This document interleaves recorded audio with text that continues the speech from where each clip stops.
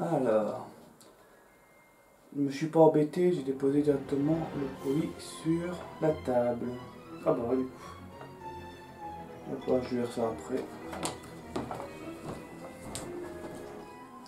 Je t'envoie ces 3 choses de mon voyage dans le monde de Tevat. Bon, déjà, j'ai compris, c'est le monde de Genshin Impact, mais qu'est-ce qui m'envoie de beau?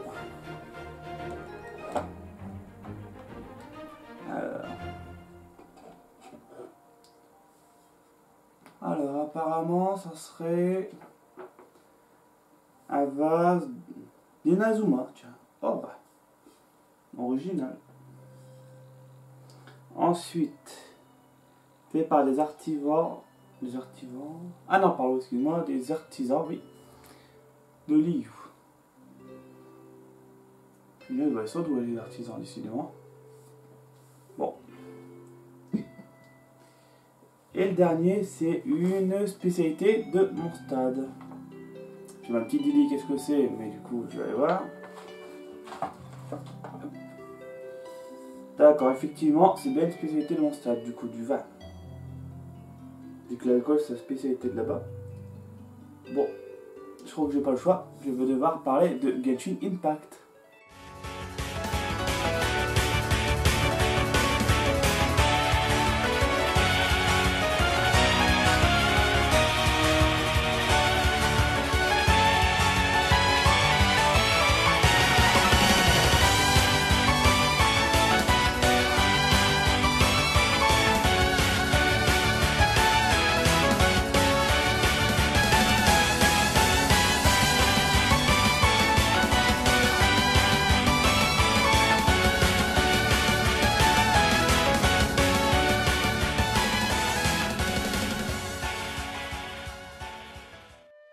Salut aventuriers et aventurières.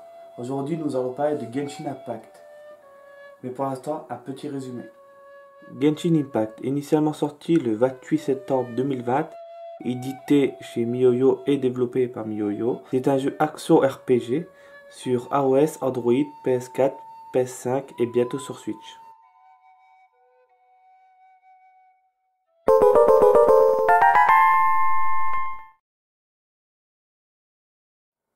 L'histoire commence sur 2 voyageurs qui explorent de multiples mondes et sont interpellés par une divinité qui se fait appeler la gardienne des lois de la voûte.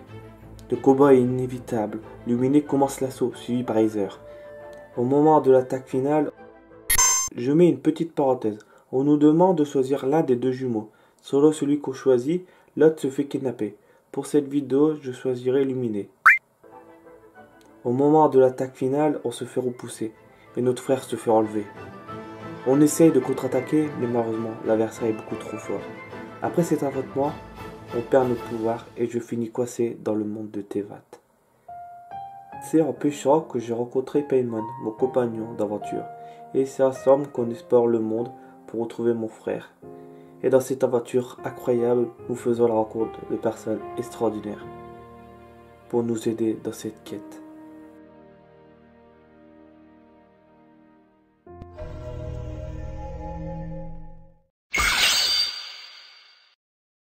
L'univers de jeu est en permanence en train d'évoluer, autant au niveau des personnages qu'au niveau des décors, parce qu'on découvre des nouvelles zones grâce aux mises à jour.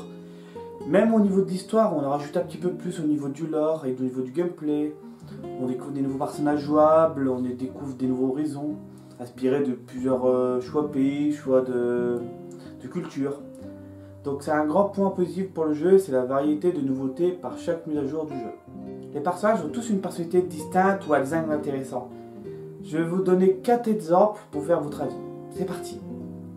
Razor, la bête au regard mélancolique, a été élevé par les loups. Il vit dans la nature, il est très réservé et s'est lié d'amitié avec une personne nommée Bennett. Fischl, cette énigmatique personne se fait appeler la princesse du châtiment. Elle a un fort caractère et elle est accompagnée de Oz, un corbeau qui parle. Fischl a un dialecte différent, ce qui rend difficile de converser avec elle. Utao est passionnée par la mort. Elle est la directrice du funérarium de Wangsheng. Dès qu'elle doit s'occuper d'un client, elle va se donner à fond pour satisfaire la personne. Elle va faire tout ce qui est en son pouvoir pour faire des funérailles adaptées à chacun de ses clients. Elle est passionnée par son métier. Tartaglia, l'exécuteur. Pendant son enfance, c'était un jeune enfant très calme et timide. Vers ses 14 ans, il décide de partir à l'aventure. Il finit par faire la rencontre d'une épéiste dans les abîmes. Elle lui enseigne tout ce qu'il y a à savoir sur le maniement des armes. À Tartaglia. Après 3 mois passés dans le gouffre, il décide de rentrer. Et après ce moment-là, il est devenu confiant et bien plus assuré. Il balance entre le bien et le mal.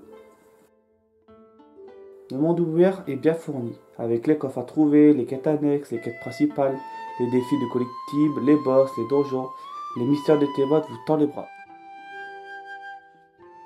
Les musiques du jeu collent plutôt bien à l'univers, c'est pas forcément les musiques que je vais retenir le plus dans le jeu vidéo, mais ils collent assez bien à l'univers du jeu, donc en vrai je mets un point moyen sur les musiques. Ils sont bien, c'est pas les musiques qu'il faut retenir le plus, mais ça reste de très bonnes musiques en tout cas. Une chose aussi qui m'a marqué, c'est la qualité des cinématiques. C'est vrai qu'il y a une envie de faire des mises en scène intéressantes, des moments de caméra, des effets, même les personnages, chacun a un petit moment de gloire. C'est bien mis en scène, ça fait très shonen, mais ça colle bien avec le design du jeu, et en plus on voit qu'il y a un effort qui a été fait. Donc je mets un gros point sur la qualité des cinématiques et les enchaînements des personnages dans les cinématiques et dans les mises en scène, même au niveau des villes, quand on nous présente les villes ou les cinématiques des nouvelles mises à jour. Il y a vraiment eu un effort qui a été fait, et sur ça c'est un gros point positif et je valide.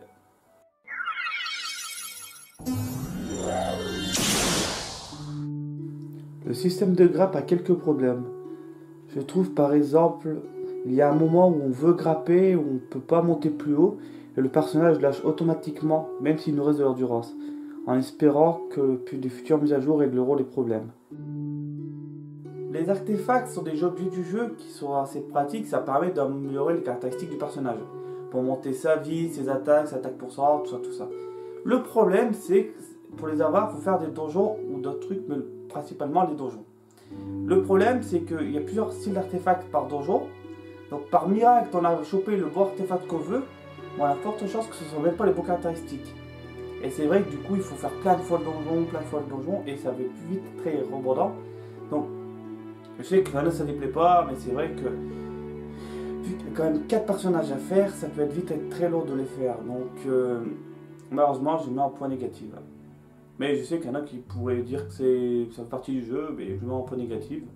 Même s'il y en a qui pourraient mettre en point positif, je peux trop comprendre, mais pour moi ça passe pas. Il y a beaucoup de dialogues, énormément de dialogues. On passe plus de temps à lire que de jouer. Autant pour les quêtes principales, je veux bien, mais là, même pour les quêtes annexes, on est assailli de texte.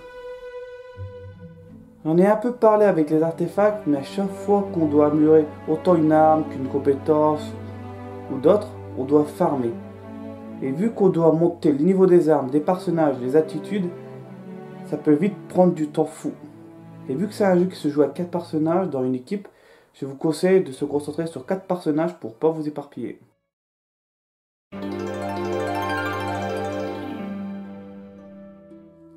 Globalement, Genshin Impact c'est un jeu que j'ai beaucoup aimé. Bon, son système économique de gacha peut déplaire beaucoup de personnes, mais le jeu ne t'oblige jamais à dépenser de l'argent. Avec un peu de temps et un peu d'acharnement, on peut quand même choper les personnages qu'on veut. Bon, c'est vrai qu'on aura plus de chance si on dépense, mais en vrai, moi que pour le moment, j'ai pas encore dépensé un seul centime, j'ai pu avoir à peu près les personnages que je voulais. Donc au niveau achat, c'est bon. Et sinon, le reste, le jeu, il est purement gratuit. C'est vraiment pour les personnages qui voulaient 2-3 bricoles, si vous voulez les avoir, il faut payer, mais le jeu ne t'oblige pas du tout à le faire. Là, j'ai tous mes personnages, à peu près 90, à peu près optimisés, à peu près, genre ils sont bien. Les boss, je m'en sors, et pourtant, j'ai jamais eu les armes qu'il fallait. On peut se débrouiller quand même. Et sinon, le reste, le jeu il est en constante évolution. Les personnages qui étaient au début, ils reviennent plus tard dans le jeu, donc en gros, on les oublie pas, ce qui est génial. Et on a l'univers du jeu s'agrandit, c'est vraiment, on découvre des nouvelles zones, au fur et à mesure, on découvre des nouveaux continents, tout ça et tout. C'est-à-dire que quelqu'un qui joue un mois et qui rejoue 3 mois après, bah, le jeu il aura bien changé au niveau des nouvelles quêtes, de plein de trucs à faire et tout. Tous les mois à peu près, il y a toujours des petits événements, tous les 2 mois, il y a toujours des petits événements. Après le jeu se met en pause pour qu'on ait le temps de faire les choses. Après ça reprend, donc vraiment le jeu, sur ça il est pas radin, donc vous pouvez y aller les jeux ouverts. Donc, déjà fermé, excusez-moi. mais tout simplement à tester le jeu. Si vous aimez pas, bon, pire désinstallez-le, et si vous aimez bien, bah, en espérant que l'univers du jeu va vous plaire, parce que c'est vraiment un univers qui est assez formidable, qui se construit au fur et à mesure, et c'est trop bien. Donc en tout cas, merci d'avoir regardé cette vidéo, et à plus pour plus de vidéos. À plus.